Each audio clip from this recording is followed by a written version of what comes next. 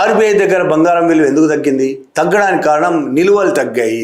నిల్వలు ఎందుకు తగ్గాయి? అమ్మింది అనేది ఆ బ్లూంబర్గ్ చాలా ఆధారాలతో డేటాతో సహా బయటపెట్టింది. దీన్ని ఆర్బీఐ ఒక రోజు లేటుగా దీన్ని ఖండిస్తూ ఒక స్టేట్మెంట్ రిలీజ్ చేసింది. ఆ స్టేట్మెంట్లో మా బంగారం అమ్మలేదని, మా నిల్వలు తగ్గలేదని చెప్తూ ఒక లింక్ కూడా ఇచ్చింది. ఆ స్టేట్మెంట్లో ఆ లింక్ నుంచి లోపలికి వెళ్తే అది ఇచ్చిన రిపోర్టు నిల్వలు తగ్గలేదు అని చెప్తున్న రిపోర్టు బ్లూంబర్గ్ చెప్తున్న వివరాలకి పోలిక లేదు. బ్లూంబర్గ్ ఎప్పుడు చెప్పింది? మే చివరలో అమ్మారు అనేది బ్లూంబర్గ్ చెప్తే, ఆర్బీఐ ఇచ్చిన రిపోర్టులో దాని నిల్వలు ఏదైతే చూపిస్తుందో, డేటా చూపిస్తుందో అది ఏప్రిల్కి సంబంధించి. ఏప్రిల్కి సంబంధించిన నిల్వలు మాత్రమే చూపిస్తున్నది. అది మేకి సంబంధించి చూపించట్లేదు. ఇంత సంచలనమయ్యి దేశవ్యాప్తంగా ఆందోళనలో ఉండి ఆర్థికవేత్తలు ఆందోళన చెందుతున్నారు, బంగారం అమ్ముకునే పరిస్థితి ఎందుకు వచ్చింది అని.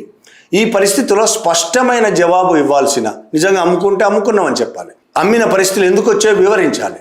అమ్మలేకపోతే ఏదైతే బ్లూంబర్గ్ చెప్తున్నదో మేలో అమ్మారు అని ఆ మేకు సంబంధించిన రికార్డ్స్ చూపించాలి. అది కాకుండా ఏప్రిల్ రికార్డ్స్ చూపిస్తూ మా నిల్వలు తగ్గలేదు అని చూపించడంలోనే అనేక అనుమానాలు వస్తున్నాయి.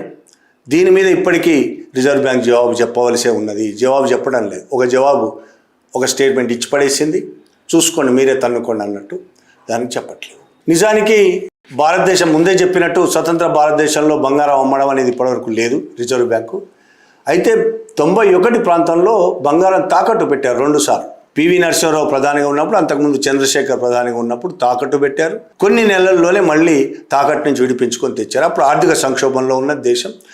విదేశీ మారక ద్రవ్యం చాలా నిల్వలు పూర్తిగా కొరత ఏర్పడ్డది. దాంతో బంగారం తాకట్టు పెట్టి డాలర్లు తెచ్చుకున్నారు. మళ్ళీ కొద్ది నెలల్లోనే అది విడిపించుకున్నారు. కానీ ఇప్పుడు తాకట్టు కాదు, ఏకంగా అమ్మేశారంటేనే అర్థం భారతదేశం చాలా తీవ్రమైన సంక్షోభంలో ఉన్నది, కోలుకోలేని సంక్షోభంలో ఉన్నది. భారతదేశంలోని విదేశీ మారక ద్రవ్యాలు నిండుకున్నాయంటే కొరత ఏర్పడ్డది.